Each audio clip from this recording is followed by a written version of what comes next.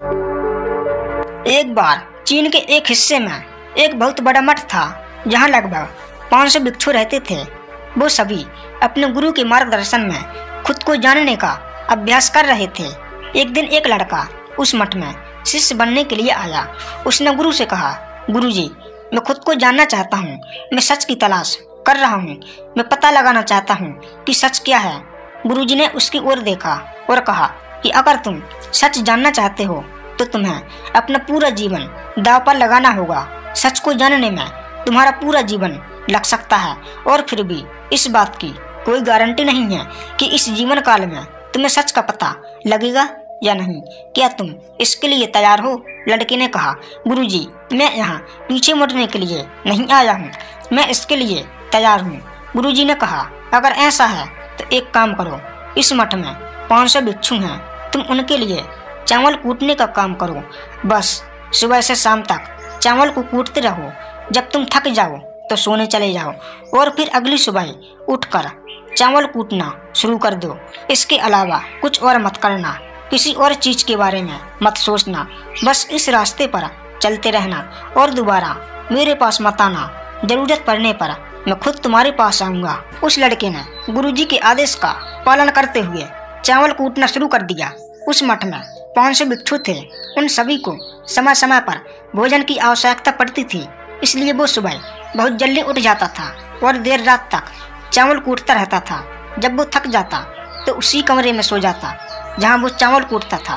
वो किसी से बात नहीं करता था और ना ही कोई उसके पास बात करने आता था। कुछ महीनों तक चावल कूटते हुए उसके मन में पुराने विचार आते रहे, लेकिन उन विचारों को कोई नया विषय नहीं मिला तो वो अपने आप ही मिट गए। धीरे धीरे उसके मन में विचार कम होने लगे। कुछ सालों के बाद तो वो अपना नाम तक भूल गया। वो हमेशा चुप रहता और विचारहीन अवस्था में बस चावल कूटता रहता। उसने ना तो कभी ध्यान किया था और ना ही कोई शास्त्र पढ़ा था। मठ के बाकी भिक्षु उसे मूर्ख समझते थे। उस लड़के को चावल कूटते कूटते 12 साल बीत गए। 12 साल के बाद एक दिन गुरुजी ने घोषणा की कि अब मेरा आखिरी समय आ रहा है और मुझे अपना उत्तराधिकारी चुनना है जो मेरे बाद इस मठ का मुख्य होगा। इसलिए मेरा कोई भी भिक्षु जिसे लगता है कि उसे आत्म साक्षात्कार हो गया है और उसने खुद को जान लिया है, वो रात को मेरे दरवाजे के पास आकर इस दीवार पर कुछ पंक्तियां लिखे जिसमें उसकी जिंदगी का सारा अनुभव समाया हो। कई भिक्षुओं ने ऐसा करने के बारे में सोचा। मठ के प्रमुख भिक्षुओं में से एक भिक्षु ने वहां जाकर कुछ पंक्तियां लिखी। उसे बौद्ध ग्रंथों का बहुत ज्ञान था। सभी भिक्षुओं को लगता था कि वो इस मठ का उत्तराधिकारी बन सकता है। उसने लिखा था कि मन एक दर्पण की तरह है जिस पर विचारों और इच्छाओं की धूल जमा हो जाती है। इस धूल को मिटाने के लिए ध्यान करना चाहिए। जिसकी धूल हट जाती है और मन का दर्पण साफ हो जाता है, वो मोक्ष प्राप्त कर लेता है। अगली सुबह जब गुरुजी उठे और उन्होंने उन पंक्तियों को देखा तो उन्हें बहुत गुस्सा आया और उन्होंने कहा कि किस बेवकूफ ने ये सब कचरा मेरी दीवार पर लिखा है। वो भिक्षु जिसने यह लिखा था वो चुप रहा। हालांकि उसने जो पंक्तियां लिखी थीं वो ज्ञान से भरी थीं, लेकिन वह सब किताबी ज्ञान था। वो भिक्षु बहुत ही चालाक था। उसने पंक्तियां लिखी लेकिन नीचे अपने हस्ताक्षर नहीं किए, क्योंकि वो स्वयं इसके बारे में निश्चित नहीं था कि ये सही है या नहीं, क्योंकि उसे आत्म साक्षात्कार नहीं हुआ था। गुरुजी ने इन पंक्तियों को पूरी तरह खारिज कर दिया। ये देखकर सभी भिक्षु हैरान रह गए। ये घटना पूरे मठ में चर्चा का विषय बन गई। इस विषय पर बात करते हुए 2 भिक्षु उस लड़के के पास से गुजरे जो 12 साल पहले यहाँ आया था और दिन रात बस चावल कूटता रहता था। दोनों की बात सुनकर वो धीरे से हंस पड़ा। दोनों भिक्षुओं ने उससे पूछा कि क्यों हंस रहे हो। उन दोनों की नज़र में इस चावल कूटने वाला बहुत ही तुच्छ भिक्षु था। किसी ने भी उसे ना तो कभी ध्यान करते देखा था और ना ही कोई शास्त्र पढ़ते। हर कोई उसे मूर्ख समझता था जो बस चावल कूटना ही जानता था। उस मठ में बहुत बड़े बड़े विद्वान भिक्षु थे, लेकिन उस चावल कूटने वाले को किसी से कोई मतलब नहीं था। इसलिए वो दोनों भिक्षु उससे मुस्कुराता हुआ देखकर चकित रह गए। उन्होंने फिर उससे पूछा, तुम क्यों हंसे? उसने जवाब दिया, मैं इसलिए हंसा क्योंकि गुरुजी सही बोल रहे हैं। ये सभी पंक्तियां कचरा हैं। इन पंक्तियों का कोई मूल्य नहीं है। वो दोनों भिक्षु चौंक गए। उन्होंने उससे पूछा कि क्या तुम कुछ ऐसी पंक्तियां लिख सकते हो जो इससे बेहतर हों?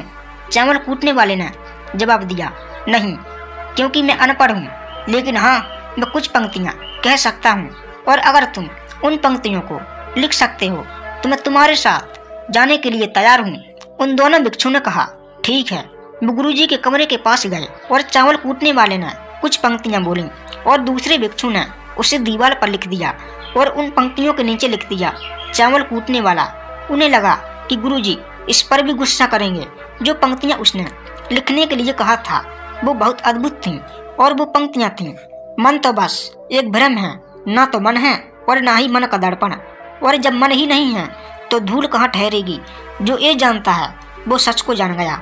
जब गुरुजी ने इन पंक्तियों को देखा तो वो आधी रात उठे और चावल कूटने वाले के पास गए। वो सो रहा था।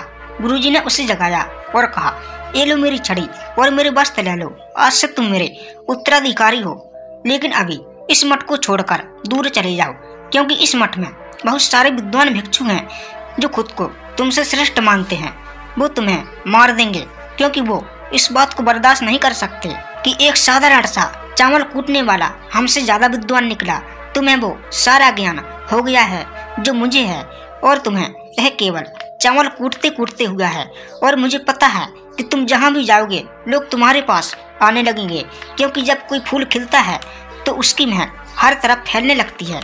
उसने अपने गुरु के पैर छुए और आधी रात को ही वहाँ से चला गया। अगर हम अपनी जिंदगी में देखेंगे तो पाएंगे कि बहुत से लोग सोचते हैं कि ध्यान केवल एक जगह बैठकर आंखें बंद कर कर ही किया जा सकता है, लेकिन हकीकत में ऐसा नहीं है। ध्यान तो चलते चलते भी किया जा सकता है, या अपना कुछ काम करते हुए भी ध्यान किया जा सकता है। असल में ध्यान का मतलब यह है कि आप जो भी काम कर रहे हैं उसे इतनी शिद्दत से करें कि आपको अपने शरीर का ख्याल भी न रहे। बिल्कुल उस चावल कूटने वाले की तरह जो चावल कूटने में इतना मगन हो गया कि उसे खुद का कुछ ख्याल ही नहीं रहा। चावल कूटते ही उसने आत्म साक्षात्कार प्राप्त कर लिया। इसी तरह जैन का अर्थ है हर समय वर्तमान में रहना और कुछ नहीं सोचना, क्योंकि मन तब तक ही है जब तक विचार हैं। जब विचार नहीं रहेंगे तो मन भी गायब हो जाएगा, और जब मन ही नहीं रहेगा तभी केवल तुम अपने आप को अच्छे से जान पाओगे। असल में हमें अपने वास्तविक स्वरूप को जानने के लिए कोई अन्य साधना करने की आवश्यकता नहीं है। हम जो कुछ भी कर रहे हैं बस उसमें हमें पूरी तरह खो जाने की जरूरत है। अपने काम में इस कदर लीन हो जाओ कि आपका काम ही ध्यान बन जाए।